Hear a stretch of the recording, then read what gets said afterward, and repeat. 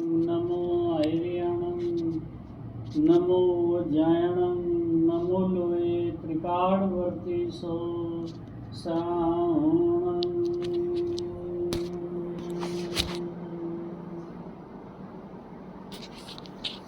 मंगलम भगवान वीरो मंगलम गौतमोदनी मंगलम कुंकुमधारियो जैन धर्मो सुमंगलम सर्वमंगल्य मांगल्यम सर्वकल्याणकारकम प्रधानम सर्वधर्माणं जैनम जयतु शासनम।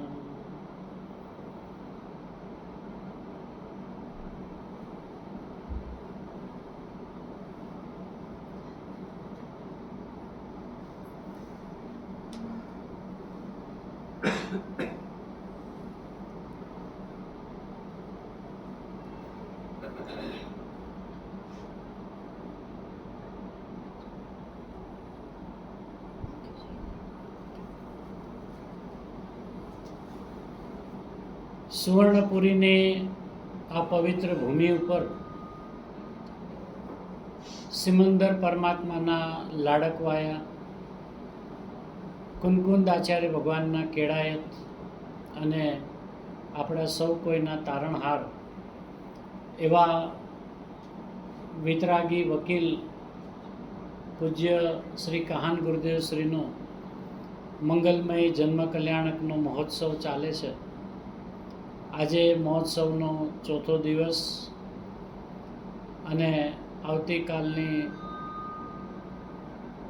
મંગલમય સુપ્રભાતે આ વીર પુરુષનું, આ સિમંદરના લાડકવાયા પુરુષનું ભરતની અંદરમાં ઉજંબા માતાના કુખે અવતરણ થશે. આવા વીર પુરુષનું જ્યારે ગર્ભની અંદરમાં અવતરણ થયું હશે ત્યારે એ માતાને પણ કોઈ અપૂર્વ પ્રકારના સંકેતો આપતા સ્વપ્ન પણ આવ્યા હશે, પણ કદાચ એમને સ્મરણમાં ન રહ્યા હોય એવું બની શકે, પણ આવ્યા ચોક્કસ હોય. જેનું પ્રમાણ એ જ્યોતિષ જ્યારે ગુરુદેવની વિશેની વાત કરી કે આ કોઈ સંત પુરુષ, મહાપુરુષ આપના કુખે જન્મ જેમનો થયો છે એ જગતના તારણહાર બનશે, જગત ઉદ્ધારક બનશે અને એ વીર પુરુષનું અવતરણ, જેનો થનગનાટ, જેના સ્વાગત માટે આપણે સૌ કોઈ થનગની રહ્યા છીએ. અને કાલની સૂર્યોદયની પ્રભાત, સૂર્યનું પ્રથમ કિરણ ઉગે એ પૂર્વે એ આ જ્ઞાન સૂરજ પોતાના સ્વરૂપનું અનુસંધાન કરીને ઉમરાળાની એ પવિત્ર ભૂમિ ઉપર ઉજંબા માના કુખે અને મોતીચંદભાઈના લાડલા એવા કહાન ગુરુદેવ શ્રીનું અવતરણ થશે. આપણે સૌ કોઈ સવારે 3:45 વાગે અહીંયાથી પ્રસ્થાન કરીને ઉમરાળા ધામની અંદરમાં એ વીર પુરુષનું સ્વાગત અર્થે જશું, એમના દર્શનાર્થે જશું, એમના ગુણગાન ગાવા જશું. તો સમયની મર્યાદામાં બધા જરા ધ્યાન રાખીને આપણે અહીંયા ગાડી લાગી જશે નીચે અને આપણે 6-6:30 સુધી અહીંયા પાછું આવવાનું છે. પછી અહીંયા પણ વધામણાનો આપણે બધા સાથે મળીને લાભ લેશું. ભાવ અત્યારે એવો આવ્યો હતો કે આવતા વખતે આપણે ઓમ આયતનથી જ બસો મૂકી દઈશું કે સોનગઢમાંથી જેને પણ સવારે 3:30-4 વાગે બસ ઉપડે અને 7 વાગ્યા સુધીમાં પાછી અહીંયા 6:30 સુધીમાં આવી જાય. કેમ કે જેમનું જ્યાં અવતરણ થયું હોય એ પવિત્ર ભૂમિના દર્શન તો સર્વપ્રથમ હોવા જોઈએ. બરાબર. તો આ એક ભાવના છે અને ઓમ આયતનની કંઈક વિશેષતાઓ છે એટલે આપણી બધાની ભાવના ફળશે. તો એ વીર પુરુષનું સ્વાગત કરવા માટે આપણે સૌ કોઈ પોતાના ભેટ સોગાદો લઈને એ જ્ઞાનાધિરાજ મહારાજાના પ્રસંગની અંદરમાં એના આમ તો આપણે કોઈના જન્મ દિવસે પણ ભેટ આપીએ જ છીએ, ખાલી હાથે જતા નથી એમ કહે, મોઢું એમને ન જોવાય એમ. પહેલાં તો એવી રીત હતી હે, આજે પણ એવી છે ને. હા, એમને ન હોય. તો આ આપણા તારણહાર આવ્યા હોય એને સિમંદર પરમાત્માના સંદેશા લઈને આવ્યા હોય, મહાવેદેથી સ્પેશિયલ આપણા માટે આવ્યા હોય, તો આપણે ખાલી હાથ તો ન જ જઈએ ને. પણ એ વીર પુરુષ એવા છે કે જગતથી નિષ્પૃહ છે, વૈરાગી છે, એને બાહ્ય કોઈ પૂતગલ પદાર્થોની બિલકુલ આવશ્યકતા નથી. એને તો ચૈતન્ય રૂપ પરિણમલ જીવોનું અંતરંગ જે છે, જેને શાસ્ત્રીય ભાષામાં સમ્યક દર્શન જ્ઞાન ચારિત્રના પરિણામ કહે છે, બસ એ ગિફ્ટ હે ને, એ ભેટ સોગાત એમને જોઈએ છે. એ બી એમને નથી જોતી, પણ આપણને એવું બહુમાન આવે કે આપણા વીર પુરુષના આપણે મુખમુદ્રાને, વિતરાગી મુખમુદ્રાને જોવા જઈએ અને આપણે એમને ખાલી હાથે આવીએ તો કાલે હજી રાત છે, બધા પાસે કોઈ મૂંઝાવાની જરૂર નથી. આમ તો ગઈકાલથી વાત ચાલે છે એટલે દરેકે પોતાની શક્તિ અનુસાર અને પોતાના સમ્યકને ઘડી રાખ્યું હશે, સજાવીને રાખ્યું હશે, અને કાલે આપણે બધા જ એકદમ ઉમંગથી, હર્ષ ઉલ્લાસથી સવારે અહીંયાથી ઉમરાળાની પવિત્ર ભૂમિ ઉપર પ્રયાણ કરશું. ગુરુદેવશ્રીના પ્રસંગો બધા એવા છે કે ઉમરાળાની અંદરમાં ઓમ ધ્વનિ ગુરુદેવશ્રીને આવી અને એ ઉમરાળાનું એ ઉજનબા અને મોતીચંદભાઈનું ટોટલ મારવતું એમાં પણ ઓમ છે. કુમકુંદ આચાર્ય ભગવાનનું જ્યારે સદેહ ભરતક્ષેત્રથી મહાવિદ્યમાં પ્રયાણ થયું ત્યારે એમ કહેવાય છે કે એ ઉમરાળાની પવિત્ર ભૂમિ ઉપર ક્ષણભર રૂકીને પછી ત્યાંથી પ્રયાણ કર્યું હતું. આ બધા મહાપુરુષોના જીવનના સંકેતો છે અને એ ભૂમિ ઉપર આપણને જવાનો યોગ છે, હર્ષ ઉલ્લાસ છે.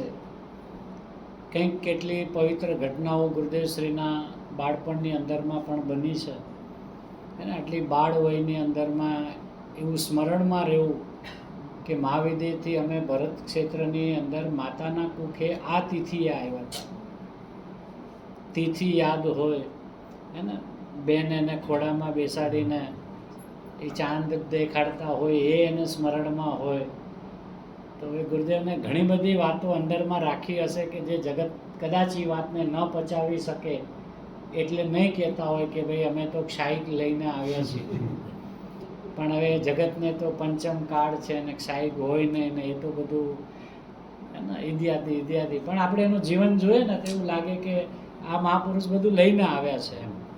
એને બહારની અપેક્ષાએ ભલે જે કાંઈ કહેવામાં આવતું હોય એની જગ્યાએ છે.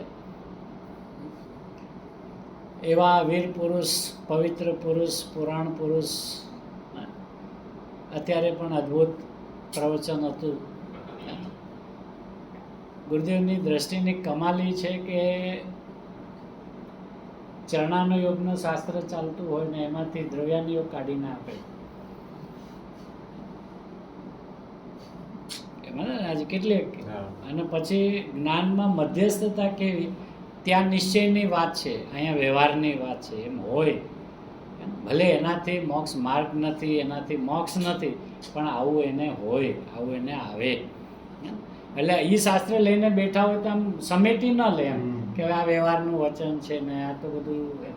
એને પણ પૂરેપૂરો ન્યાય જ્ઞાનમાં આપે અને એનું બેલેન્સ કરીને આપે કે અને સાથે જાગૃતિ આપે કે આ પરિણામ હોય પણ એનાથી ધર્મ નથી. પણ ધર્મ નથી તેથી આવા પરિણામ ન હોય એમ નહીં, અને આવા પરિણામ છે માટે મોક્ષ માર્ગ પ્રગટ થાય એમ નહીં, પણ આવું હોય એટલું તો એને આવે છે. તો એ ભાવ અત્યારે ખૂબ અદ્ભુત રીતે ગુરુદેવશ્રીએ પદ્મનંદીના એ શાસ્ત્રની અંદરમાંથી જે ગાથાઓ ચાલે છે હમણાં ખૂબ અદ્ભુત રીતે સ્પષ્ટ કર્યું. પાછું સુમેળ શું કરે કે સવારે ચાલે દ્રવ્યાનો યોગ, બપોરે આ ચરણાનો યોગ, સવારે સમ્યક દ્રષ્ટિ હે ને, અને બપોરે આચરણ કેવી રીતે હોય સમ્યક દ્રષ્ટિનું હે ને, જ્ઞાની ધર્માત્માનું એટલે આમ એટલું બધું સુમેળ કરીને બતાવે. પછી ક્રમબદ્ધની વાત આવી, કેવા ભટકાર્યા હે ને, જ્યાં હોય ત્યાં ક્રમબદ્ધ લગાડે કે બાપુ એમ ન હોય ભાઈ.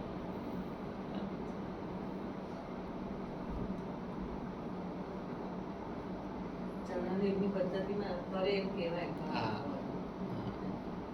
પણ એનો અર્થ એમ એ આવે એ હોય. એમાં એવું છે કે જ્યારે જીવને સ્વરૂપ સમજમાં આવવા માંડે છે ને, એટલે એ શબ્દથી પહેલે પાર જવા માંડે છે.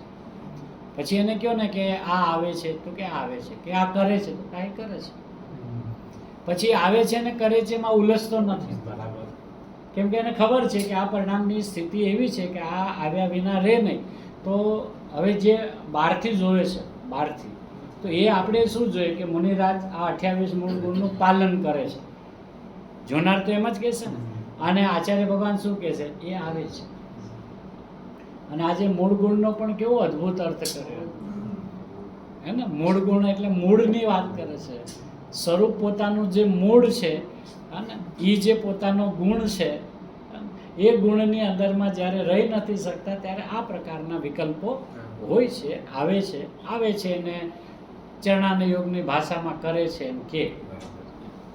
તો એમાં હવે કરે છે ને આવે છે એમાં કાંઈ વાંધો નથી એમ. કારણ કે ઘણીવાર શું થાય, અધ્યાત્મ પચે નહીં ને તો એમ થાય કે એ કરે છે, ભલે એમ કીધું હોય પણ એ આવે છે, પણ પાછું એને ન આવતું હોય. બરાબર છે. આવે તો આવે છે ને એમ, નહીતર તો પછી કરવું જ પડશે ને બાપુ. હવે આ આવે છે એમ કરીને છોડી દે ને આવે જ નહીં એમ, એ તો બધું આપણે કરશું એટલે આવશે. પણ કરો ત્યારે આવશે ને, તો કરો તો સહી, પણ કરાય નહીં. પણ કરવું પડશે બાપુ. આ પોતાના માટે છે ને, પોતાના કલ્યાણ માટે છે. એમાં કરતાપણાથી કોઈ દોષ થાય છે એવું નથી. એ કરતા આપણો ગુણ છે અને અકર્તા પણ આપણો જ ગુણ છે. અને બંને એક સમયમાં એક સાથે છે. તો જ્યારે બંને એક સમયમાં એક સાથે જ છે, તો પછી એક લાડલો અને એક પ્રત્યે અણગમો કેમ? અકર્તા ગુણ પ્રત્યે આટલો બધો સન્માન બહુમાન અને કર્તા ગુણ પ્રત્યે આટલો બધો તિરસ્કાર અણગમો કેમ?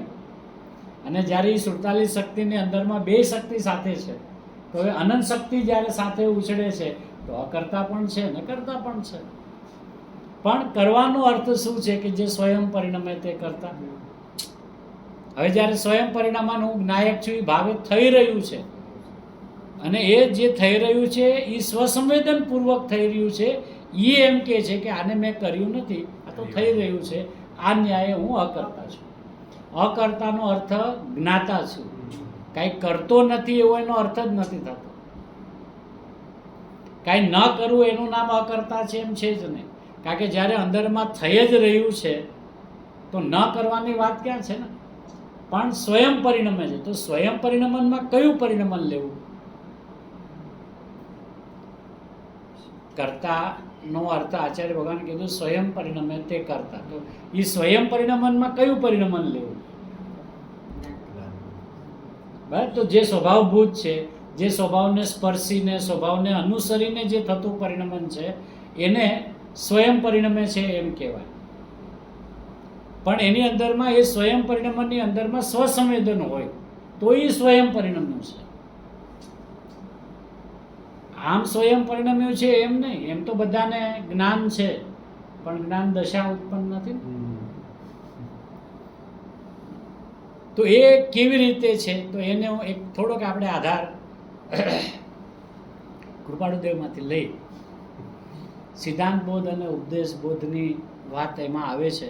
અને એ બંનેનો સુમેળ અંદરમાં કેવી રીતે છે એનું એક 27 વર્ષમાં 506 નંબરનો પત્રાંક છે.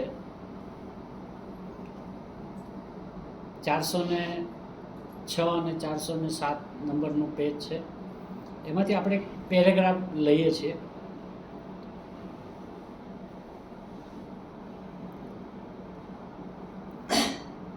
પહેલાં છે ને આખો પત્રાંક વાંચી લઈએ એટલે આપણને ખ્યાલ આવશે કે એમને શું કહેવું છે. 506 નંબરનો પત્રાંક વચનામૃતનું 406 નંબરનું પેજ અને 27મા વર્ષે આ લખાયેલો પત્ર છે. શ્રી તીર્થંકર આદિ મહાત્માઓએ એમ કહ્યું છે કે જેને વિપર્યાસ મટી દેહાદિને વિશે થયેલી આત્મબુદ્ધિ અને આત્મભાવને વિશે થયેલી દેહ બુદ્ધિ તે મટી છે, એટલે આત્મા આત્મપરિણામી થયો છે. શબ્દ શું છે? આત્મા અપરિણામી થયો છે એમ નહીં. દરેકની શૈલી છે, એટલે અપરિણામી શબ્દનો નિષેધ નથી એમ, પણ અહીંયા એમણે સર શું કીધું? એટલે આત્મા પરિણામી થયો છે. કેવી રીતે થયો છે?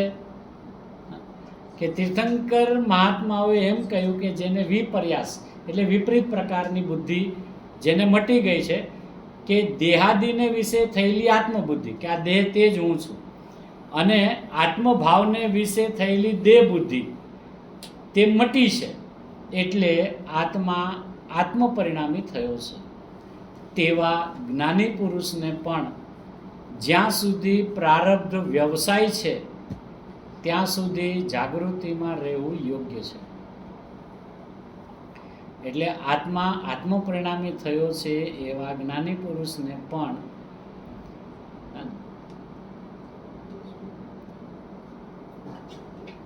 કેમ? તેવા જ્ઞાની પુરુષને પણ જ્યાં સુધી પ્રારબ્ધ વ્યવસાય છે. 506 નંબરનું પેજ, 407 નંબરનું પેજ, 506 નંબરનો પત્રાંક. પ્રારબ્ધ વ્યવસાય એટલે વ્યવસાયની અંદરમાં છે, એટલે એને એમ કહેવાય કે જ્યારે પોતે કરતા નથી ને, તો કે પૂર્વના પ્રારબ્ધ યોગ અનુસાર આ બધું જે સ્થિતિઓ ભજાય છે એમ, તો પ્રારબ્ધ વ્યવસાય છે. ક્યાં સુધી? તેવા જ્ઞાની પુરુષને પણ જ્યાં સુધી પ્રારબ્ધ વ્યવસાય છે ત્યાં સુધી જાગૃતિમાં રહેવું યોગ્ય છે. કે ભાઈ આત્મા હવે આત્મપરિણામી થઈ ગયો, એટલે હવે આપણે ધંધા વ્યાપાર ગમે તે કાંઈ બી કરીએ તો આપણને હવે કાંઈ પ્રોબ્લેમ નથી, એમ નથી, એમ કહે છે. હે ને? એને જાગૃતિમાં રહેવું. હવે કેમ જાગૃતિમાં એવા પુરુષોને પણ રહેવું? કે કેમ કે અવકાશ પ્રાપ્ત થયે અનાદિ વિપર્યાસ ભયનો હેતુ ત્યાં પણ અમે જાણ્યો છે. કે જો જરાક અસાવધાની વર્તે ને, સ્વરૂપ પ્રાપ્તિના નશાની અંદરમાં જરાક બી અસાવધાની વર્તે ને, તો જે સંસ્કાર પૂર્વના મટ્યા નથી ને, તો કે છે કે અનાદિ વિપર્યાસ ભયનો હેતુ ત્યાં પણ અમે જાણ્યો છે. 4 ઘનઘાતી કર્મ જ્યાં છિન્ન થયા છે, એવા સહજ સ્વરૂપ પરમાત્માને વિશે તો સંપૂર્ણ જ્ઞાન અને સંપૂર્ણ જાગૃતિરૂપ તુર્યાવસ્થા છે. એટલે એમને તો આ બંને અવસ્થા એમની છે, એટલે ત્યાં અનાદિ વિપર્યાસ નિર્બીજપણાને પ્રાપ્ત થવાથી કોઈ પણ પ્રકારે ઉદ્ભવ થઈ શકે જ નહીં. એને શું કહ્યું? એને શબ્દ જો નિર્બીજ, કે એનું બીજ છે ને અજ્ઞાનનું, મિથ્યાત્વનું, એ બળી ગયું છે. નિર્બીજપણાને પ્રાપ્ત થવાથી કોઈ પણ પ્રકારે ઉદ્ભવ થઈ શકે જ નહીં. તથા હા, અને એમને કેમ નથી? કે એક તો જ્ઞાન સંપૂર્ણ થઈ ગયું અને અંદરમાં જાગૃતિ પણ સંપૂર્ણ છે. જાગૃતિ એટલે સ્થિરતા, હે ને? જેને પ્રમાદ અને અપ્રમાદ, પ્રમત અને અપ્રમત એમ દશા જે કહે છે ને, એમ તો એ કે તથાપિ તેથી ન્યૂન, હવે એનાથી નીચેવાળી ભૂમિકાવાળા, તથાપિ તેથી ન્યૂન એવા વીરત્યાગી ગુણસ્થાને વર્તતા એવા જ્ઞાનીને તો કાર્યે અને ક્ષણે ક્ષણે આત્મજાગૃતિ યોગ્ય છે.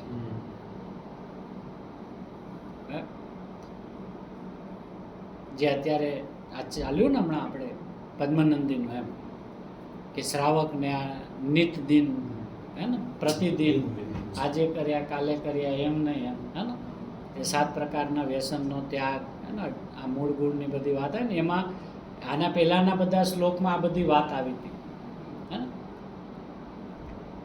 તો તથાપि તેથી ન્યૂન એવા વીર ત્યાગી, હે ને, જેને ત્યાગ છે પણ પૂર્ણ ત્યાગ નથી, હે ને, પૂર્ણ સંપૂર્ણ જ્ઞાન નથી, યથાખ્યાત ચારિત્ર નથી, સ્વરૂપમાં પૂર્ણ સ્થિરતા નથી, એવા જ્ઞાનીને તો કાર્યે કાર્યે અને ક્ષણે ક્ષણે આત્મજાગૃતિ યોગ્ય છે. પ્રમાદ વશે 14 પૂર્વ અંશે ન્યૂન જાણ્યા છે એવા જ્ઞાની પુરુષને પણ અનંતકાળ પરિભ્રમણ થયું છે. માટે પ્રમાદ વશે, આજે પણ હમણાં લીધેલું ને, સવારે લીધેલું, કળશ ટીકાનો આધાર લઈને ના લીધું, 14 પૂર્વનું જ્ઞાન પણ થયું હોય, હમણાં હતું ને, અત્યારે કળશ ટીકાનો આધાર લઈને, તો એ જ્ઞાનને જ્ઞાન કહેતા નથી એમ, પણ આવી જ્ઞાનનો એટલો બધો ઉઘાડ થઈ જાય ને, અત્યારે તો એટલું બધું, આ તો 14 પૂર્વનું જ્ઞાન, અને એમાં પ્રમાદ આવી જાય તો, અને જેને ન્યૂન જાણ્યા એવા જ્ઞાની પુરુષને પણ અનંતકાળ પરિભ્રમણ થયું છે. માટે જેની વ્યવહારને વિશે અનાસક્ત બુદ્ધિ થઈ છે તેવા પુરુષે પણ જો તેવા ઉદયનો પ્રારબ્ધ હોય તો તેની ક્ષણે ક્ષણે નિવૃત્તિ ચિંતવવી અને નિજ ભાવની જાગૃતિ રાખવી. આ પ્રકારે જ્ઞાની પુરુષને મહાજ્ઞાની એવા શ્રી તીર્થંકર આદિએ ભલામણ દીધી છે. તો પછી જેને માર્ગાનુસારી અવસ્થામાં પણ હજુ પ્રવેશ થયો નથી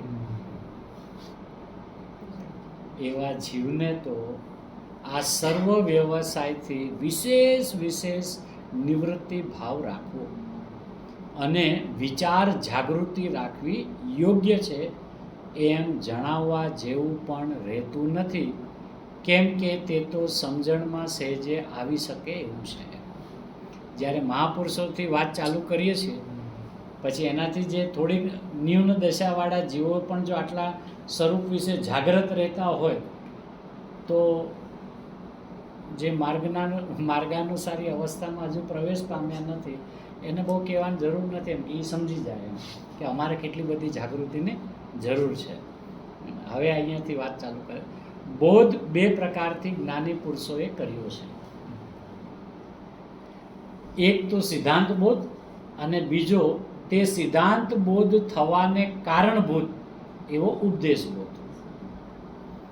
જો ઉપદેશ બોધ જીવને અંતઃકરણમાં સ્થિતિમાન થયો ન હોય તો સિદ્ધાંત બોધનું માત્ર તેને શ્રવણ થાય તે ભલે, પણ પરિણમન થઈ શકે નહીં.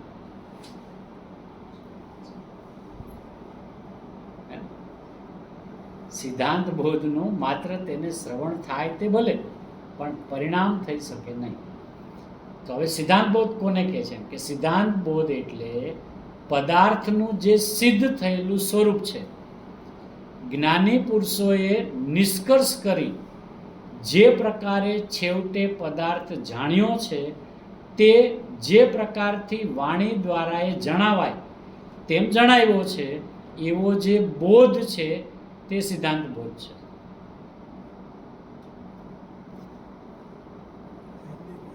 है थोड़ा सा हिंदी में, हाँ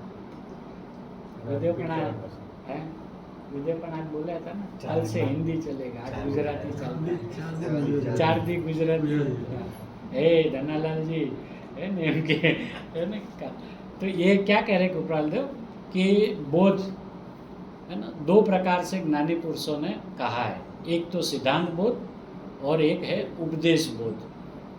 तो सिद्धांत बोध किसे कहते हैं कि सिद्धांत बोध थवाने कारणभूत, मतलब जिसे हमें सिद्धांत बोध की अनुभूति हो उसे उपदेश बोध कहते हैं.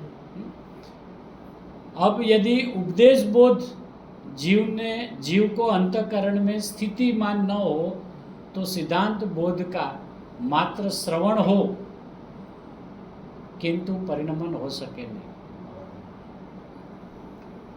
सिद्धांत बोध यानी पदार्थ का जो सिद्ध स्वरूप, सिद्ध हुआ जो स्वरूप, और ज्ञानी पुरुषों ने निष्कर्ष करके आखिर में जिस तरह से पदार्थ को जाना है यानी अनुभव किया है, उसी प्रकार से वाणी द्वारा हमें जो बताया है, जनाया है, ऐसा जो बोध वो सिद्धांत बोध है. એટલે વસ્તુ વ્યવસ્થા જે ભગવાનના વાણીમાં આવી એને સિદ્ધાંત. हाँ.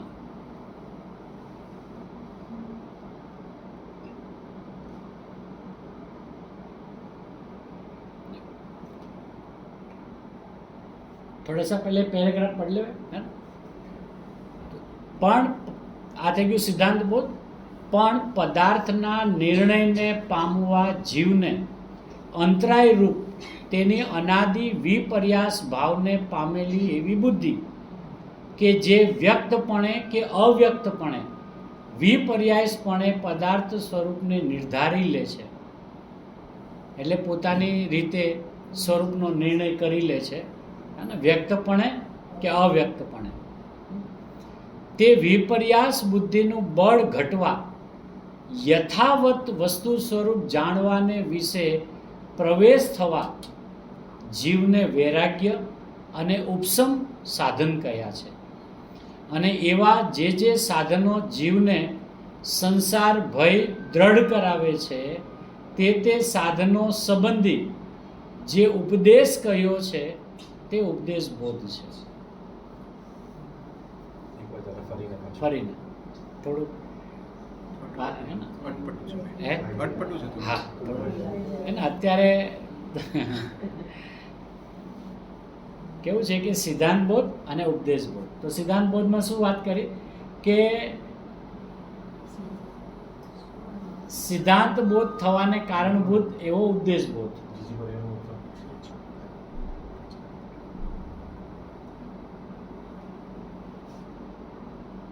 એટલે ઉપદેશ બોધ અને સિદ્ધાંત બોધ એકબીજાના પૂરક છે, વિરોધી નથી.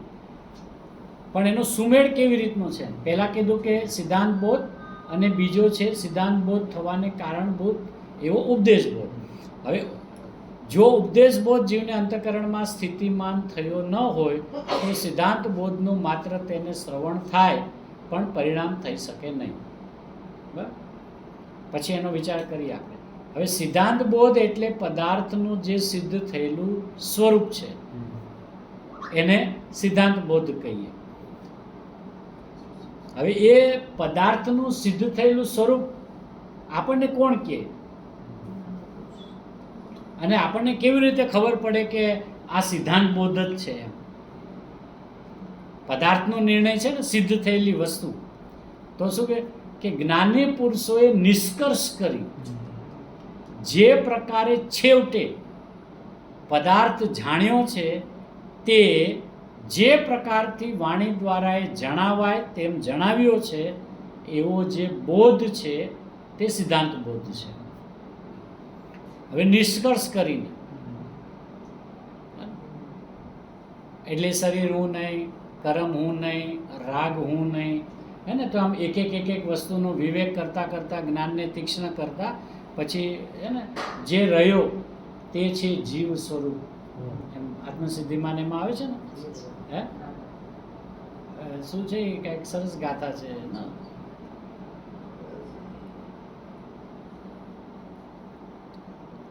તો નિષ્કર્ષ કર્યો. પણ નિષ્કર્ષ કેવી રીતે કર્યો છે? પોતાના જ્ઞાનને બરાબર અંદરમાં પોતાની ગરજવાન થઈને નિર્ણય કર્યો છે કે ભાઈ હું શરીર છું. એમ અત્યાર સુધીમાં વિપર્યાસ બુદ્ધિ કીધી અનંતકાળથી ચાલતી. તો હવે એણે નિર્ણય કર્યો કે આ શરીર હું નથી. તો કેમ નથી? શા માટે નથી? આ રાગ જે છે એ મારો નથી, એ હું નથી. તો શા માટે હું નથી? ભાઈ આ કર્મનો ઉદય મારો છે, મારો નથી. તો શા માટે નથી? કર્મના ઉદયનું હું ફળ ભોગવું છું, નથી ભોગવતો, બાંધું છું, નથી બાંધતો. કેવી રીતે? એમ એટલે એનો નિષ્કર્ષ કાઢ્યો છે. એમ ખાલી આમ આયા હા નથી કરી. હવે એ નિષ્કર્ષ કાઢવા માટે પોતે પોતાના સ્વરૂપમાં ઉતર્યા ને ઊંડા, અને એમાંથી આમ નિષ્કર્ષ કાઢ્યો કે આ શરીર તે હું નહીં, આ કર્મ તે હું નહીં, એટલે દ્રવ્ય કર્મ, નો કર્મ અને ભાવ કર્મથી રહિત. તો એ રહિત વાળી જે દશા છે એનો નિષ્કર્ષ કાઢ્યો કે આ જે છે ને એ હું છું. તો એને અહીંયા નિષ્કર્ષ શબ્દ વાપરે છે. જ્ઞાની પુરુષોએ નિષ્કર્ષ કરી જે પ્રકારે છેવટે કેમ લીધું? છેવટે પદાર્થ જાણ્યો છે. છેવટે જાણ્યો એટલે શું કે શરૂઆત તો એને પોતાની રીતે કરી, જે સમજણ હતી એ રીતે, કે ભાઈ આપણે તો શરીરવાળા જ છીએ, આપણે તો જન્મ મરીએ છીએ, એક ક્ષેત્રથી બીજા ક્ષેત્રમાં 4 ગતિમાં 84 લાખ યોનિમાં ફરીએ છીએ, કર્મને બાંધીએ છીએ, કર્મને ભોગવીએ છીએ. આ બધી જે સમજ છે. એટલે હવે એનો વિચાર કરે કે એ હું નહીં, તો કેવી રીતે નહીં, શા માટે નહીં? હવે જો એ હું નહીં તો પછી હું કોણ? એટલે વારંવાર એને પ્રશ્ન થતો, શરીર હું નહીં તો પછી હું કોણ? કારણ કે હું તો અત્યાર સુધી શરીર તે હું સમજતો હતો, અને એ વિચાર કરતા નિષ્કર્ષ કાઢતા ખબર પડી કે આ તો પૂતગલ છે, આમાં મારી ક્યાંય પ્રોપર્ટી નથી. તો એ નથી તો પછી હું ક્યાં છું, હું કોણ છું? તો ત્યાંથી સૌથી નજીકમાં આવ્યો રાગદ્વેષના પરિણામમાં કે ચલો આ તો હું છું ને, શરીર હું નહીં. એ રાગદ્વેષની અંદરમાં નિષ્કર્ષ કાઢ્યો કે આ પણ હું નહીં, એમ છેવટે નિર્ણય કર્યો કે આ બધું કાઢતા કાઢતા રહ્યો તે છે જીવ સ્વરૂપ. યાદ આવ્યું બેન? ગાથા યાદ છે? આમાં છે કે યાદ? બહુ સરસ. આમ 2 જ લાઈનની ગાથા છે, આત્મસિદ્ધિમાંથી જરૂર પડે. તો જ્ઞાની પુરુષે નિષ્કર્ષ કરી જે પ્રકારે છેવટે પદાર્થ જાણ્યો, છેવટે આ એનો વિચાર કરે કે છેવટે કેમ શબ્દ પૂરો કરે. સીધો કહી દે જ ને કે જ્ઞાની પુરુષે નિષ્કર્ષ કરી જે પદાર્થ જાણ્યો, છેવટે કેમ? કે છેવટે આટલા માટે. હવે અત્યારે આપણને શું રેડીમેડ મળી ગયું છે ને,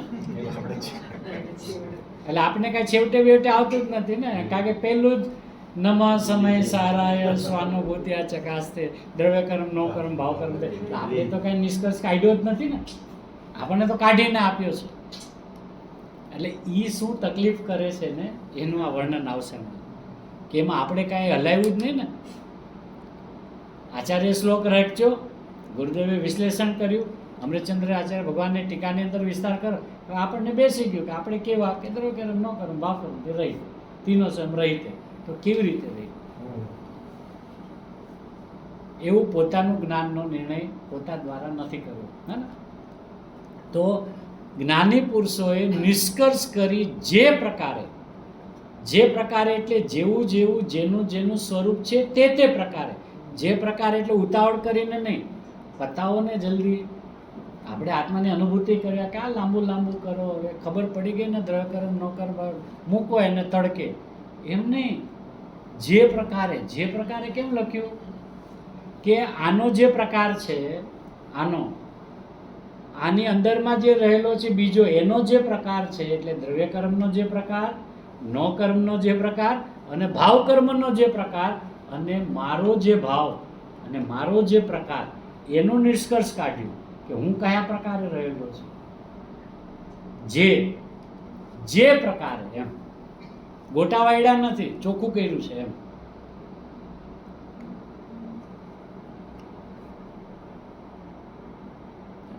તો જે પ્રકારે છેવટે પદાર્થ જાણ્યો છે એટલે અનુભવ્યો છે, તે જે પ્રકારથી વાણી દ્વારા એ જણાવાય. હવે એમાં પણ એની કળા જો, જે પ્રકારે જણાવાય તેમ જણાવ્યો છે, એટલે બધો ન આવી શકે એમ, ઈશારા થઈ શકે એમ. એટલે જે પ્રકારે જણાવાય તે પ્રકારે જણાવ્યો છે.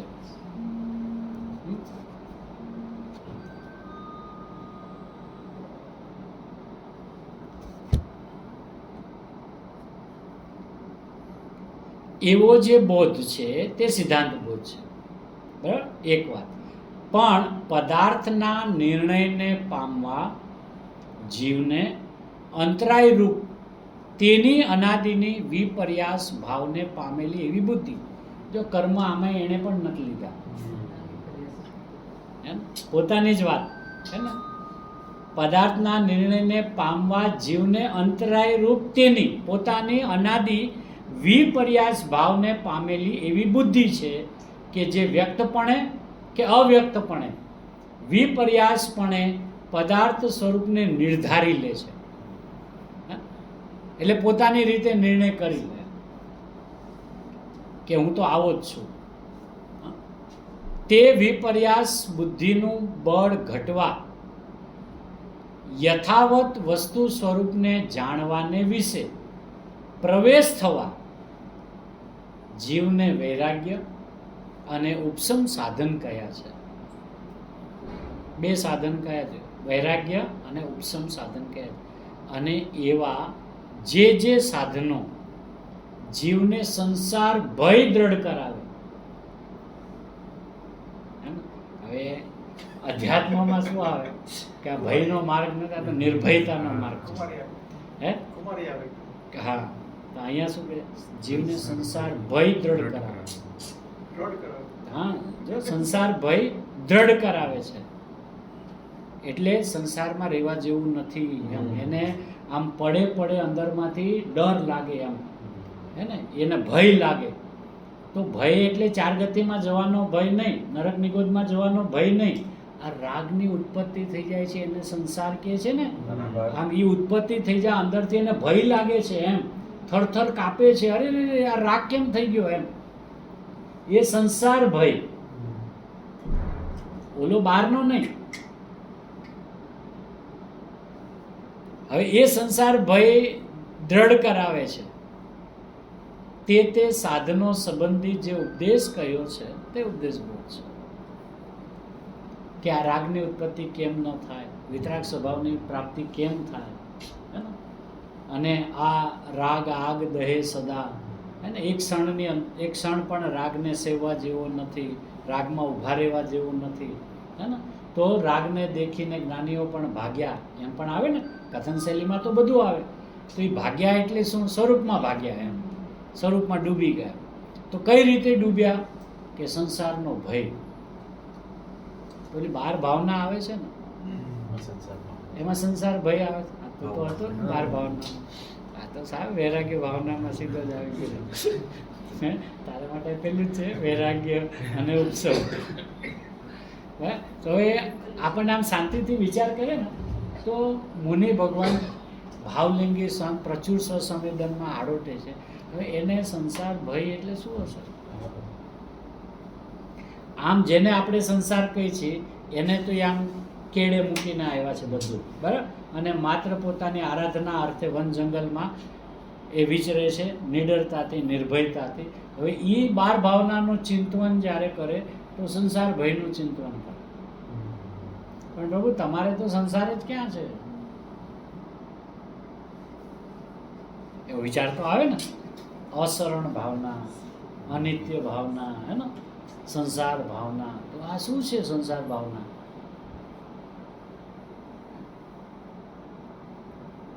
અહીંયા કે છે સંસાર ભય દ્રઢ કરાવે. એટલે જ્ઞાની સંસારની ભાવના ભાવતા નથી એમ, હે ને. એટલે સંસારથી રહિત એવો પોતાનો ભગવાન આત્મા જે છે એમાંથી હું સરું જ નહીં, એમાંથી બહાર આવું જ નહીં. અને જરાક બહાર આવ્યો ને તો આમ આગ લાગી એમ. અને સોગાણીજી સાહેબના શબ્દોમાં કહે ને તો અમે શુભ ભાવમાં આવીએ તો ટાટાનગરની ભઠ્ઠીમાં બળતા હોય એવું લાગે છે. એટલે એનો મતલબ શું થયો, ભાગે છે ને, ભય લાગે છે. તો અહીંયા કે છે એવા જે સાધનો જીવને સંસાર ભય દ્રઢ કરાવે છે તે સાધનો સંબંધી જે ઉપદેશ કહ્યો છે તે ઉપદેશ બોધ છે. હવે આ ઉપદેશ બોધ શેના માટે છે કે બે વાત એમણે કરી કે જે અનાદિની વ્યક્તપણે કે અવ્યક્તપણે વિપર્યાસ સ્વરૂપથી વિપરીત પ્રકારની બુદ્ધિ જે ચાલે છે ને એને ટાળવા માટે, બરાબર છે. પદાર્થનો યથાર્થપણે નિર્ણય થાય એના માટે, એને કહેતો યથાવત વસ્તુ સ્વરૂપ જાણવાને વિશે પ્રવેશ થવા, બરાબર છે. હવે પ્રવેશ કેમ થતો નથી તો કે જીવને વૈરાગ્ય અને ઉપશમ જ આવતા નથી. ઉપશમ એટલે પોતાના પરિણામને એટલા શાંત પાડે, એટલા મંદ કરે એમ, કે જેનાથી એને પોતાના વિચાર કરવાનો અવકાશ રહે. હા, તો હવે એને વૈરાગ્ય એટલે શું કે રાગ રહિત દશાનો અંદરમાં પુરુષાર્થ કર્યા કરે. તો એ બે જે ઉપદેશ એના જે છે ને સ્વરૂપ પ્રાપ્તિના આ બે સાધન કયા, એવા ઘણા બધા છે ને અને એવા જે સાધનો કે જે આપણને સ્વરૂપ તરફ લઈ જાય એવા જે સાધનો જીવને એ બધું કહેવાથી શું ફાયદો કે જીવને સંસાર ભયને દ્રઢ કરાવે છે. બરાબર. અત્યારે જીવને મીઠો લાગે છે, ભાષા શું બોલે? સંસાર અસાર છે. ભાષા આમ છે એટલે ભય લાગતો નથી ને. હે? તો એ આ ભયને દ્રઢ કરાવે. ધ્યાન રાખજે. હા? અહીંયા એક ક્ષણ પણ ઊભા રહેવા જેવું નથી એમ. હે? હવે એ મને પણ અંદરમાંથી એ સંસારનો ભય લાગે એક વાત, અને મને પણ અંદરથી વૈરાગ્યની ઉત્પત્તિ થાય. વૈરાગ્ય એટલે રાગ રહિત દશા. હે ને? શરૂઆતની અંદરમાં વૈરાગ્ય એટલે એના સંબંધીના વિચાર કરવા કે હું કેવી રીતે મારા પરિણામની અંદરમાં મારા સ્વરૂપનું ચિંતવન વધારે ચાલે એના ઉપાય કરે. અને પછી તો એમાં આ જે છે ને એમાં ઘણું બધું છે. એના માટે નિવૃત્તિ લે. અને ગુરુદેવમાં પણ ઘણું બધું આવે કે આ નિવૃત્તિ લીધા વિના આ માર્ગ હાથમાં આવે એવું નથી. પછી આપણને 24 કલાકનો હિસાબ આપી દે 1 સેકન્ડમાં. 23 કલાક બાયડી છોકરા હાચવવામાં જાય, ધંધા પાણીમાં જાય, 1 કલાક માંડ સાંભળવા જાય તો કોઈ ગુરુ લૂંટી લે. એટલે આપણે 24 કલાકનો હિસાબ આપી દેજો કે નિવૃત્તિ જ લેતા નથી, કોઈ માથું મારતા નથી કે આમાં શું લખ્યું છે વાંચતા નથી, ચોપડા ખોલતા નથી. આજે બી આવ્યું હતું ને શાસ્ત્ર સ્વાધ્યાયની વાત આવી તો કીધું આ ચોપડા ખોલવા જોઈએ ને આમાં શું લખ્યું છે એમ. અને મેળવણી કરી દિવાળી આવે તો હવે તો માર્ચ ટુ માર્ચ થઈ ગયું છે તો ચોપડા લખીએ તો પૂરા એકાઉન્ટ कर दे ना इस साल में क्या कमाया क्या गवाया, है ना. तो अपने स्वरूप के लिए हमने कौन सा अपने ज्ञान का चौपड़े को खोला कि आज हम जरा देखें तो सही प्रॉफिट लॉस क्या हो रहा है हमें, है ना. તો અહીંયા એ કહે છે તે સાધનો સંબંધી જે ઉપદેશ કહ્યો છે એને ઉપદેશ બોધ કહે છે. હવે આમાં આગળ જે વાત કરે છે આ ઠેકાણે એવો ભેદ ઉત્પન્ન થાય કે ઉપદેશ બોધ કરતા સિદ્ધાંત બોધનું મુખ્યપણું જણાય છે. બરાબર. હવે જો ઉપદેશ બોધ બી સિદ્ધાંત બોધની જ વાત કરતો તો સાહેબ સીધા સિદ્ધાંત બોધને જ પકડીએ ને એમ. પછી આ બધી રામાયણો કામ કરીએ. આ ઠેકાણે એવો ભેદ ઉત્પન્ન થાય કે ઉપદેશ બોધ કરતા સિદ્ધાંત બોધનું મુખ્યપણું જણાય છે.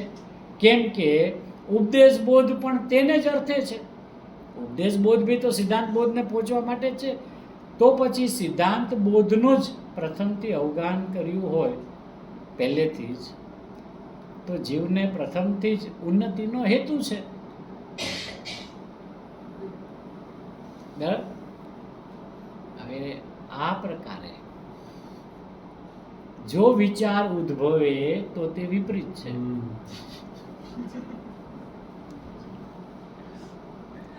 આ પ્રકારે જો તે વિચાર ઉદ્ભવે તો તે વિપરીત છે.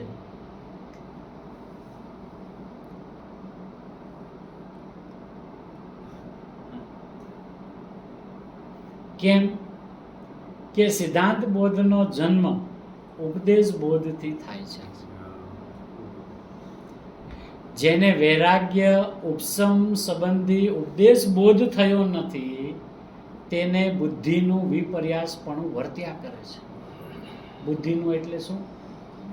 અમને ખબર પડે છે, અમે શાસ્ત્ર વાંચીએ છીએ, અમને આ માર્ગની અંદરમાં બધી વ્યવસ્થાની સમજ છે એવી બુદ્ધિ વિપર્યાસ બુદ્ધિનું વિપર્યાસપણું વર્ત્યા કરે છે.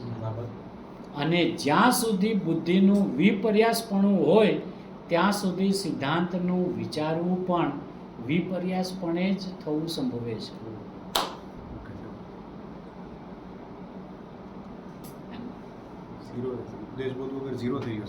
એનો અર્થ શું છે? હવે પોતાની બુદ્ધિ અનુસાર શું કરે છે? જે આપણે હમણાં 1-2 દિવસ પહેલા વિચાર કરતા હતા ને કે આમ સિદ્ધાંત બોધનો મિસયુઝ ન કરવો એમ. એને પોતાના પરિણામમાં દોષ હોય ને તો એને ખાલી ન્યા સુધી રાખવો, પણ એમાં સિદ્ધાંત લગાડીને પોતાનું તો અહીંયા શું કે ત્યાં સુધી સિદ્ધાંત બોધનું વિચારવું પણ વિપર્યાસપણે થવું જ સંભવે છે. કારણ કે એ સમજણ વગર સિદ્ધાંતોને લગાડ્યા કરશે પોતાની બુદ્ધિ અનુસાર. એમાં કીધું ને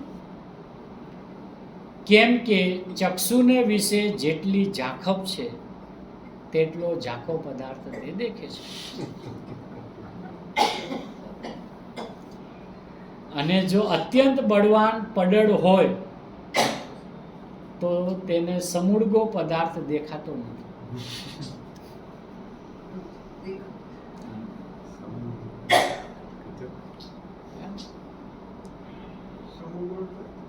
સમૂળગો એટલે સંપૂર્ણપણે એ પદાર્થ એટલે આ પડ હોય ને અહીંયા આંખમાં ચક્ષુમાં આમ બળવાન પડડ હોય તો તેને સમૂળગો પદાર્થ દેખાતો નથી. એને શું કહેવાય? જારી બાજી જાય, જારી બાજી ને તો આમ પદાર્થ ઝાખો ઝાખો દેખાય, જામલ છે ને, હા, તો આમ ઝાખો પદાર્થ દેખાય, સ્પષ્ટ ન દેખાય.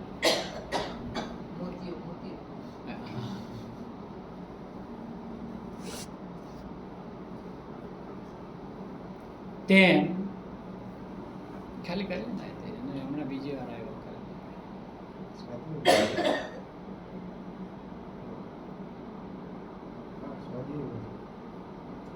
તેમ જેને ચક્ષુનું યથાવત સંપૂર્ણ તેજ છે તે પદાર્થને પણ યથા યોગ્ય દેખે છે. તેમ જે જીવને વિશે ગાઢ વિપર્યાસ બુદ્ધિ છે તેને તો કોઈ રીતે સિદ્ધાંત બોધ વિચારમાં આવી શકે નહીં. જેની વિપર્યાસ બુદ્ધિ મંદ થઈ છે તેને તે પ્રમાણમાં સિદ્ધાંતનું અવગાહન થાય અને જેણે તે વિપર્યાસ બુદ્ધિ વિશેષપણે ક્ષીણ કરી છે એવા જીવને વિશેષપણે સિદ્ધાંતનું અવગાહન થાય.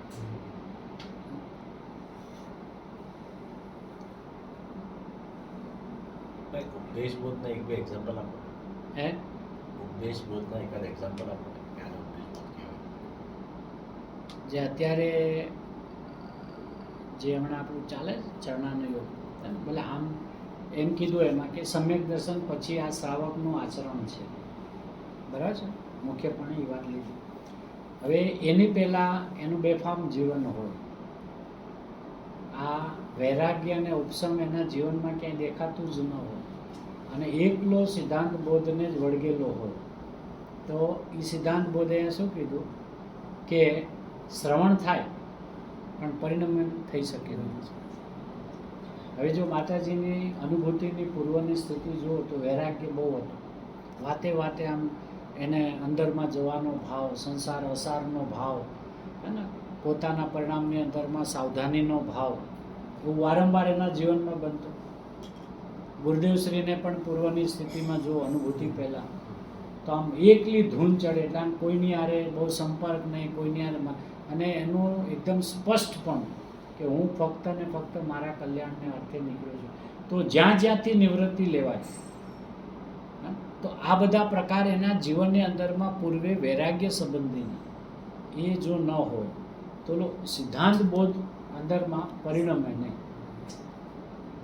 તો એણે આ સિદ્ધાંત બોધની જે વ્યાખ્યા આપી એ શેના માટે આપી કે હા, ઉપદેશ બોધ જે છે એનું કામ શું છે કે સિદ્ધાંત બોધ થવાને કારણભૂત એવો ઉપદેશ બોધ. હવે એ કારણ બતાવે છે, કોનો? સિદ્ધાંત બોધને બતાવે. તો એ કારણની અંદરમાં શું હોય? કારણ કીધું ને, તો કારણની અંદરમાં અહીંયા શું કીધું? જીવને વૈરાગ્ય અને ઉપશમ સાધન કરે છે. હવે એ જે સાધનો જીવને સંસાર ભય દ્રઢ કરાવે, એટલે કૃપાળુદેવમાં એક બીજું વચન આવે છે કે પગ મૂકતા પાપ છે, જોતા ઝેર છે, માથે મોત ભમી રહ્યું છે, એમ સમજીને આજના દિવસમાં પ્રવેશ કરજે. એટલે એ પાપ, પગ મૂકતા પાપ છે, જોતા ઝેર છે, માથે મરણ નાચી રહ્યું છે, એમ સમજીને આજના દિવસમાં પ્રવેશ કરજે. એટલે એમ કહીને કહે છે કે આજના દિવસમાં પ્રવેશ ન કરો. કારણ કે આ તો બધાને ખબર જ છે ને, મોત માતે ભમી રહ્યું છે અને પગ મૂકતા પાપ છે, જોતા ઝેર છે, એમ સમજીને જ્યારે આપણને એમ કહી દે તો આપણો પગ જ ના ઉપડે ને, એમ કે છે. એમ કરીને પ્રવેશ કરજે એમ નથી કહેતા. આટલું આપણને કે હવે ગુરુદેવ બી શું કે, ઓલો વાઘ પાછળ પડ્યો હોય અને એની દોડવાની ક્ષમતા ન હોય તો ઊભો રહે? કેટલા જોરથી ભાગે ને, તો એ પોતાને સુરક્ષિત રાખવા, પોતાના જીવનને બચાવવા માટે ભાગે છે ને. એમ અહીંયા સંસાર ભય દળ કરાવે, એ જ્યાં ત્યાંથી ભાગે. હવે જ્યાં ત્યાંથી ભાગે કોણ? કે જેને જીવનમાં વૈરાગ્ય ઉત્પન્ન થયો, જેને પોતાની દયા આવતી હોય, પોતાને એવું લાગે કે મારો સમયનો એક એક ક્ષણ મહાકિંમતી વ્યસ્ત થઈ રહ્યો છે એમ, હે ને. જે મારી જ્ઞાનની પર્યાય અંદરમાંથી આવે છે એ આનંદને ભોગવ્યા વગર બેસ્ટવાળી વસ્તુ વેસ્ટ થઈ રહી છે એમ, એવું જ્યારે અંદરમાંથી લાગે ને, તો એ વૈરાગ્ય, એ ઉપશમ, એ સાધન કયા છે. શેના માટે? સિદ્ધાંત બોધને કારણે, કે જેનાથી સિદ્ધાંત બોધ. હવે આ બધી વસ્તુનો નિષ્કર્ષ કોણ કરશે? આ બધું કરવાથી હું કેવી રીતે સિદ્ધાંતની અંદરમાં પહોંચું? તો એણે આ નીચે વાત લીધી ને, કે કોઈને આવો વિચાર આવે કે સાહેબ જે પછી કરવું છે એ કરતાં પહેલેથી જ અમે ગ્રહણ કરી લે તો અમારે આ બધી માથાકૂટ નહીં ને. વિપરીત બુદ્ધિ અને સ્વરૂપ વિશેની વિપરીત સમજણ, માન્યતા, અજ્ઞાન, મિથ્યાત્વ, એને વિપર્યાસ કે છે. મિસયુઝ થાય પછી મિસયુઝ થાય ને એમ. એટલે એણે આ ઠેકાણે એવો ભેદ ઉત્પન્ન થાય. ભેદ એટલે આ પ્રકારે એવો પ્રશ્ન થાય કોઈને, એમ આપણા વતી પ્રશ્ન મૂક્યો છે. કારણ કે એને ખબર છે ને બધા સ્માર્ટ લોકો છે, તો સ્માર્ટલી જ કામ કરો ને. કે સાહેબ શું તમે ઉપદેશ બોધની રામાયણ કરો છો? ઉપદેશ બોધ શેના માટે છે? તો સીધું સિદ્ધાંત બોધ જ આપી દો ને. તો અમારે આ પછી વૈરાગ્ય અને ઉપશમ ને આ બધી રામાયણ કોણ કરે એમ? સીધો હું ભગવાન આત્મા છું એમ કહી દઉં તો વાત પૂરી થઈ જાય ને એમ. એ તો અમે કહીએ જ છીએ ને. અને તેમ છતાં હજી ભગવાન આત્મા પણ પરિણમનમાં નથી આવ્યું ને. કે કેમ નથી આવ્યું? એના કારણોમાં કે છે તને વૈરાગ્ય જ નથી આવ્યું, તને પોતાના નિજ આત્માની દયા જ નથી, તને સંસારનો ભય નથી, એટલે રાગની ઉત્પત્તિ થઈ જાય છે એનો ડર નથી. અને એને પોતાની ઓલી સિદ્ધાંત બોધોની વાતો સાંભળી લીધી છે ને, એ પરિણામ થવા યોગ્ય છે, ક્રમબદ્ધ છે, જ્ઞાનીને પણ થાય તો આપણને થાય તો એમાં શું વાંધો છે? એટલે એને આમ કીધું કે ઓલું શું થાય કે સિદ્ધાંત બોધનું માત્ર તેને શ્રવણ ભલે થાય પણ પરિણામ થઈ શકે નહીં.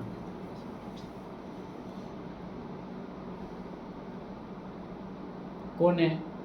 જો ઉપદેશ બોધ જીવને અંતઃકરણમાં સ્થિતિમાન થયો ન હોય તો સિદ્ધાંત બોધનું માત્ર તેને શ્રવણ થાય તે ભલે પણ પરિણામ થઈ શકે નહીં. એટલે પોતાને છે ને અંદરમાં ઘડાવવાની જ વાત છે.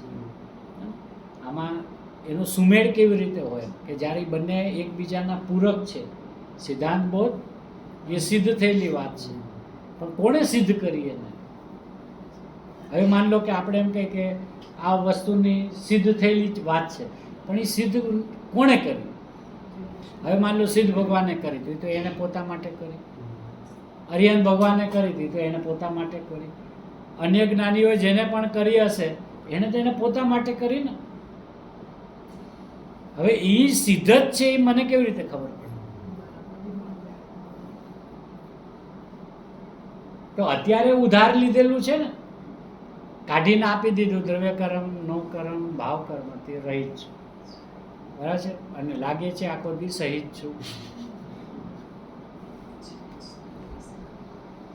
બરાબર.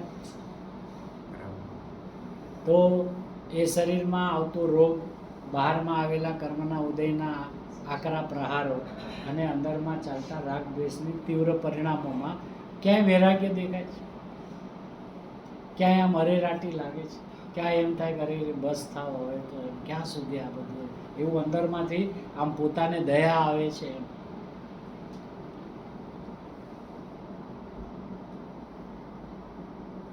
તો હવે ઈ મારે સિદ્ધ કરવું પડશે. જ્ઞાનીએ સિદ્ધ કર્યું અને એને સિદ્ધ કરીને વાણીમાં કીધું ને કે સિદ્ધાંત બોધ થવાને કારણભૂત. પછી સિદ્ધાંત બોધ કોને કહેવાય એની વાત કરી કે જ્ઞાની પુરુષોએ નિષ્કર્ષ કરી જે પ્રકારે છેવટે પદાર્થ જાણ્યો છે, તો એ તો જ્ઞાની પુરુષોએ જાણ્યો કે એના માટે જાણ્યો હશે ને.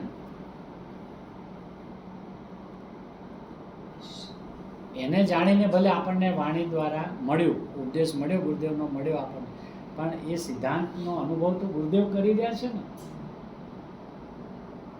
કે હું દ્રવ્યકર્મ નો કર્મ ભાવ કર્મથી રહિત છું. આચાર્ય ભગવાને જે શ્લોક રચ્યો છે ને એવો જ હું છું એમ પોતાનો નિષ્કર્ષ પોતાની જાતમાં ડૂબીને કાઢ્યો ને. પછી જેમ એકે કાઢ્યો, પછી એની જ વાણી સાંભળી, પોતે અંદરમાં અનુભવી ગયા, પછી બીજો કે છે, પછી એ જ વાણી સાંભળીને ત્રીજો એવો અનુભવ કરશે. તો બધા સિદ્ધ પોતે કરશે ને. અને નિષ્કર્ષ કાઢીને જે પ્રકારે જેમ તેમ પ્રકારે નહીં. મૂકો ને આ બધું સમેટી લો ને યાર, આપણે ભગવાન આત્મા છીએ ને નાયક છીએ ને સમેટી લો ને એમ. એટલે જે પ્રકાર લખ્યું જેમ તેમ નથી લખ્યું. અને છેવટે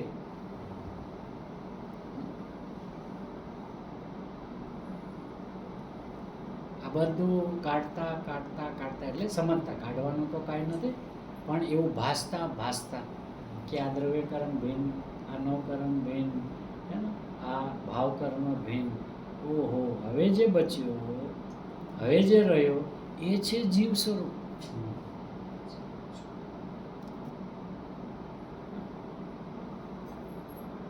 એ નિષ્કર્ષ કાઢવો પડશે ને. સાંભળ્યું છે એ સાચી વાત છે, ધારણ કર્યું છે એ બરાબર છે, પણ હવે ધારણ કરેલાને મારે સિદ્ધ કરવું પડશે. આપણને લાગે જ્ઞાનીએ સિદ્ધ કરીને આપ્યું છે એટલે આપણે શું એમાં વિચાર કરવો પડે. જ્ઞાની પુરુષોએ એમ, પુરુષોએ એટલે જેટલા જ્ઞાની થયા એ બધાએ એમ. જ્ઞાની પુરુષો એટલે જેને જ્ઞાની થવું છે એને પણ સિદ્ધ કરવું પડશે, અને જે પૂર્વે જ્ઞાની થયા છે એ પણ બધા સિદ્ધ કર્યું છે. ભલે સિદ્ધાંત સાંભળી લીધો, પણ એનો અનુભવ કેવી રીતે કરવો. આજે શરીરથી હું ભિન્ન છું, રાગથી હું ભિન્ન છું, આજે આપણે કેટલા વર્ષથી સાંભળીએ છીએ, તો બી રાગમાં શરીરમાં જરાક અનુકૂળતા પ્રતિકૂળતાની અંદરમાં તો ભિન્ન નથી વાસ્તવ, કેમ કે પોતાએ નિષ્કર્ષ કાઢીને નક્કી નથી કર્યું ને. એ તો ઓલો સિદ્ધાંત બોધ સીધો ઉપાડ્યો છે.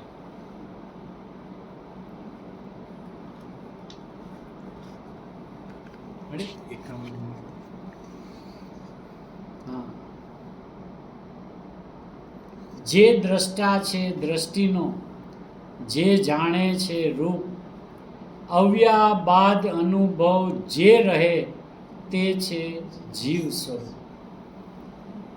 તો એમાં ગુરુદેવનું સરસ સ્પષ્ટીકરણ છે. અવ્યાબાદ અનુભવ જે રહે તે છે જીવ સ્વરૂપ.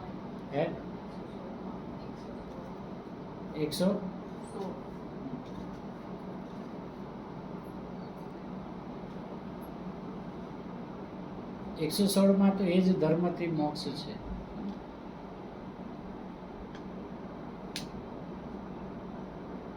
એ તો અંદરનું સ્વરૂપનું વર્ણન છે, અવ્યાબાદ સ્વરૂપ. આ તો વિચાર કરતા કરતા જે છેલ્લે રહ્યું ને એ છે જીવ સ્વરૂપ. એટલે એ જે અહીંયા શબ્દ છે ને નિષ્કર્ષ કર્યું, ટોટલ માર્યું, પણ ટોટલ મારવા પહેલા એને લખવું તો પડે ને, આંકડા તો મૂકવા માંડે ને. નિષ્કર્ષ કરે તો હવે છેલ્લો નિષ્કર્ષ કોઈ સીધો કોઈનો દાખલો ઉપાડીને જવાબ મૂકી નાખે અને કે આવે ને પેપરમાં એટલે લખી જ નાખશું. અને ત્યારે છે ને ખાલી આમ એવો ટ્વિસ્ટ થઈને પ્રશ્ન પૂછાણો હોય અને ઓલા કીધું એ ઉપર જોવાનું ને નીચે લખો, ઓલા રિઝલ્ટ આવે તો કે આ તમે ફેલ થઈ ગયા. કેમ ફેલ થયા? આપણો જવાબ તો મારો ગોખેલો હતો, ઉપર તમે કાંઈ જોયું જ નહીં. એ કે છે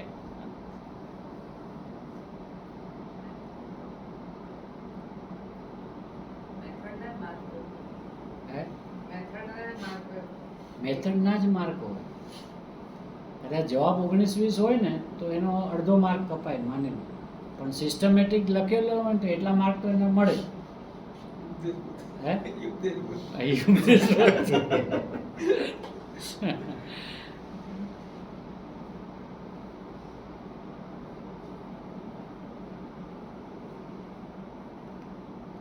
આ ઉપસમનું પણ તારે જો અહીંયા નીચે છે, ગૃહ કુટુંબ પરિગ્રહાદી ભાવને વિશે, ગૃહ કુટુંબ પરિગ્રહાદી ભાવને વિશે જે અહમતા મમતા છે અને તેની પ્રાપ્તિ અપ્રાપ્તિ પ્રસંગમાં જે રાગદ્વેષ કસાય છે તે જ વિપર્યાસ બુદ્ધિ છે. અને અહંતા મમતા તથા કસાય જ્યાં વૈરાગ્ય ઉપસમ ઉદ્ભવે છે ત્યાં મંદ પડે છે, અનુક્રમે નાશ પામવા યોગ્ય થાય છે. ગૃહ કુટુંબાદી ભાવને વિશે અનાસક્ત બુદ્ધિ થવી તે વૈરાગ્ય છે.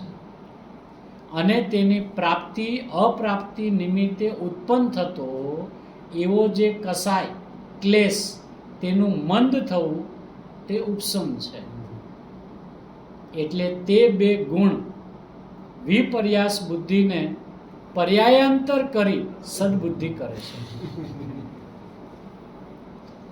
અને તે સદબુદ્ધિ જીવ અજીવાદી પદાર્થની વ્યવસ્થા જેથી જણાય છે એવા સિદ્ધાંતની વિચારણા કરવા યોગ્ય થાય છે.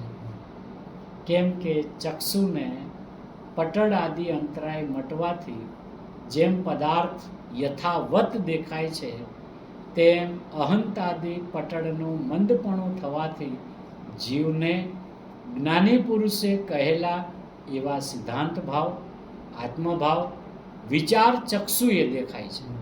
તો એ ચક્ષુ આપણા છે, વિચાર ચક્ષુએ દેખાય છે. જ્યાં વૈરાગ્ય અને ઉપસમ બળવાન છે ત્યાં વિવેક બળવાનપણે હોય છે. વૈરાગ્ય ઉપસમ બળવાન ન હોય ત્યાં વિવેક બળવાન હોય નહીં, અથવા યથાવત વિવેક હોય નહીં. સહજ આત્મ સ્વરૂપ છે એવું કેવળ જ્ઞાન તે પણ પ્રથમ મોહનીય કર્મના ક્ષયાંતર પ્રગટે છે. અને તે વાતથી ઉપર જણાવ્યા છે તે સિદ્ધાંત સ્પષ્ટ સમજી શકાશે.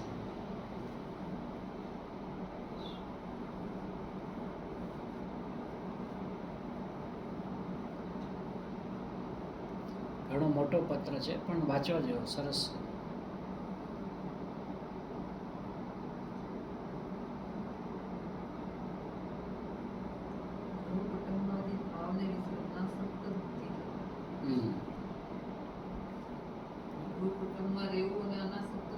હા, જળ કમળવતની સ્થિતિ છે. તો એવું નથી કે જ્ઞાનીને માત્ર થાય છે, જ્ઞાનીને તો હોય જ છે, પણ જ્ઞાની થયા પૂર્વેના જીવના પરિણામમાં પણ એવી સ્થિતિ થઈ કે ઘર પરિવારની વચ્ચે રહેતો હોય ને તો પણ અનાસક્ત ભાવ હોય. અહીં લખ્યું છે ને, ગૃહ કુટુંબાદી ભાવને વિશે અનાસક્ત બુદ્ધિ થવી તે વૈરાગ્ય છે. જો આ વૈરાગ્યનો પ્રકાર જે રીતે ઓલો ઉત્કૃષ્ટ વૈરાગ્યની વાત ચાલે છે ને એવા પ્રકારનો નથી. આ હજી તો ઘરની અંદરમાં પરિવારની વચ્ચે ધંધા વેપારની વચ્ચે છે એની અંદરમાં પણ અનાસક્ત બુદ્ધિથી વર્તે. બધું આમ છોડીને ભાગીને વયો નથી જતો કે વૈરાગ્ય થઈ ગયો એટલે વયા જાય. એ વૈરાગ્યના પણ પ્રકાર છે. એક વિતરાગતાવાળો વૈરાગ્ય અને એક વિતરાગતાને પ્રાપ્ત કરવા માટેના પૂર્વના પરિણામનો વૈરાગ્ય, એ આ પ્રકારનો છે. અને આ એ રીતનો. તો આમાં એનો જે પહેલો ભાવ લખ્યો ને, બે ભાવ લખ્યા, પહેલો વૈરાગ્ય અને ઉપસમ. તો વૈરાગ્યની પરિભાષા કેટલી સ્પષ્ટ કરી કે ગ્રહ કુટુંબ આદિ ભાવને વિશે અનાસક્ત બુદ્ધિ થવી તે વૈરાગ્ય છે. એટલે આ મારા છે, આના માટે મારે કરવું જ પડે એવો જે અંદરનો બોજ અને એવું જે કર્તૃત્વનો બોજ એને એનાથી આમ હળવો થઈ જાય, એ હાવી ન થાય. અનાસક્ત ભાવે બધું ચાલતું હોય. અને પછી એ ગ્રહ પરિવારની અંદરમાં પણ કોઈ વસ્તુની પ્રાપ્તિ ને કોઈ વસ્તુની અપ્રાપ્તિ એવા જ્યારે પ્રસંગો બને ને તો એમાં રાગ દ્વેષ ઉત્પન્ન થાય. મારું કીધું માન્યું તો ફૂલ્યો ન સમાણો, ને ન માન્યો તો થાળી ઘા કરે. હે? હવે એવો ક્લેશ, કસાય ક્લેશનું મંદ થવું એને ઉપસમ કહે છે. કસાઈની ઉપશાંત આવે છે ને? હા, કસાયની ઉપશાંત.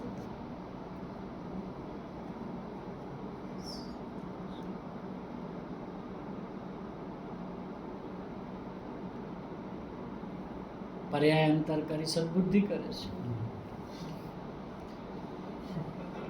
શબ્દ પણ હે પર્યાયાંતર. આવી પર્યાસ બુદ્ધિને પર્યાયાંતર કરી સદબુદ્ધિ કરે. સદબુદ્ધિ થતાં જ જીવે જે જ્ઞાની પુરુષોએ બતાવેલો જે પદાર્થ છે ને એનો નિર્ણય યથાર્થ પણ થાય. અત્યારે નિર્ણય થાય છે કેવો છે કે કીધું ને આપણે માની લીધું, એમાં આપણે નિષ્કર્ષ નથી કાઢ્યો, એમ પોતાનું કાંઈ ખેડાણ નથી, કોઈ પુરુષાર્થ નથી.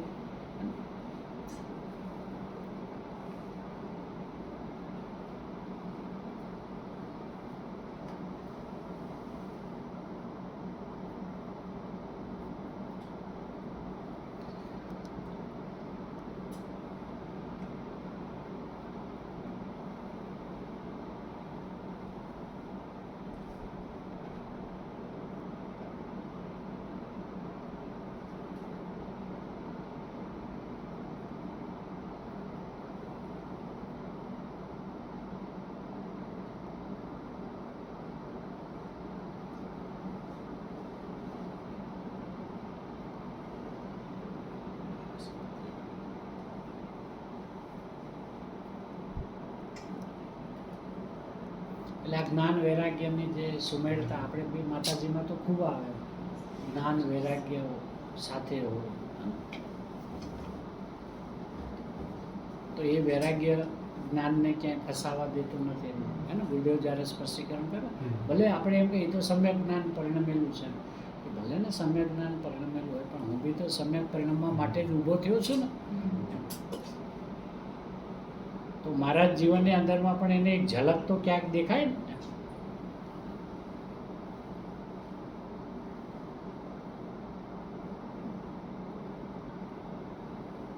એટલે આમાં દ્રવ્યાનો યોગ પણ આવ્યો, ચરણાનો યોગ પણ આવ્યો.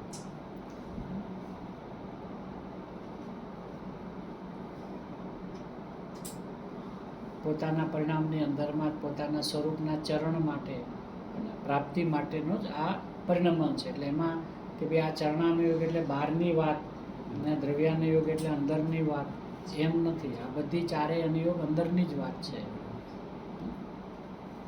આવું અદ્ભુત સ્વરૂપ જનેન્દ્ર પરમાત્માની દિવ્ય ધ્વનિથી ગુંજતું કાહન ગુરુદેવ પર્યંત જે રીતે આવ્યું છે, અને એ જ અસ્ખલિત ધારા કાહન ગુરુદેવ દ્વારા જે આપણને મળી છે, તે આપણા સૌ કોઈના જ્ઞાન શ્રદ્ધામાં રહો.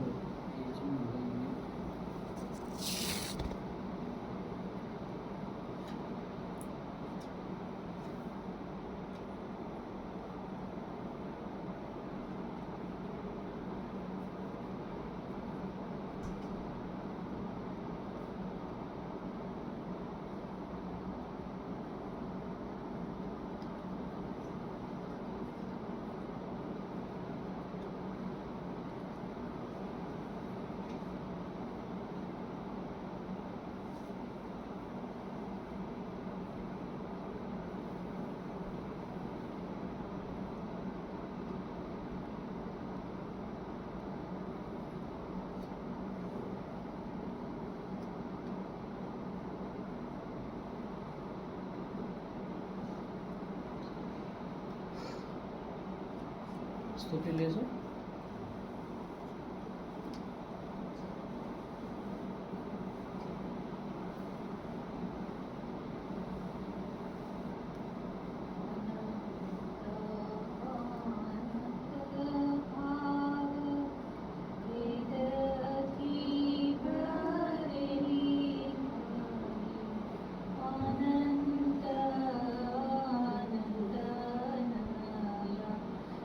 Shri